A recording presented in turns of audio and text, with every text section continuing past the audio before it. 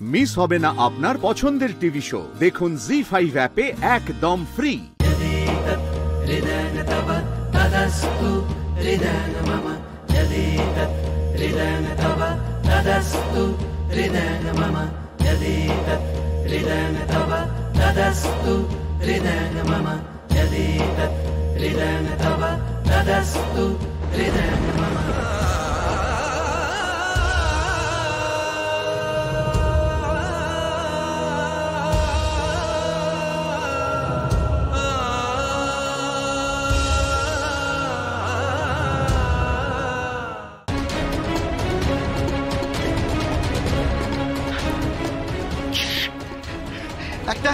একটা কথা বলবো বাবা?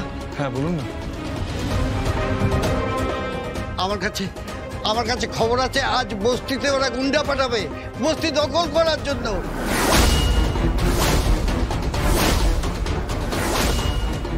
এই চিন্তা তো বস্তিবাসীর করার কথা নয়, তাই না রেহান বাবু?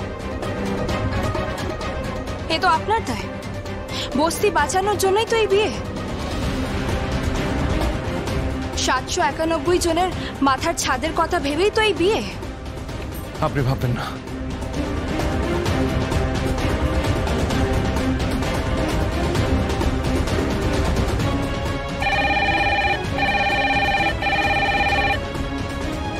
হ্যালো, ডিএস কলোনির মালিক রেহান চ্যাটার্জি। আমার কাছে খবর আছে আজ রাতে বস্তির উপর অ্যাটাক হতে পারে। ফোর্স পাঠাবেন। আর আমি চাই না বস্তির একটা ঘরও ভাঙুক। ধন্যবাদ। কোনো চিন্তা নেই, আমাদের এক্ষুনি বেরোতে হবে। এক্ষুনি। এখনই কি যাবে? বিদায় তো কালকে হবে। বিদায় কালকে করা যাবে না, যা হবার আজ রাতেই হবে। তারপরে তো একটা নিয়ম কানুন আছে। আমার মেয়ের মঙ্গল অমঙ্গল বলে তো কিছু আছে। মঙ্গল অমঙ্গল এখন সব আমি। এখনই বেরোতে হবে। এ আবার কি কথা? এমন কথা তো আগে শুনিনি। বিদায় তো কালকে হওয়ার কথা। উপায় নেই বললাম না। যোগমা, আপনি ওকে বিশ্বাস করেন তো?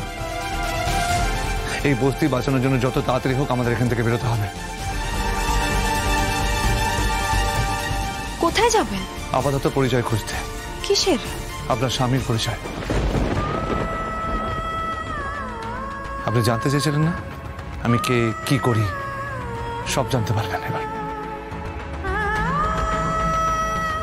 আসুন। কিন্তু এভাবে বাবা। বললাম না, সময় নেই, পরে জানতে পারবেন সব। আসুন।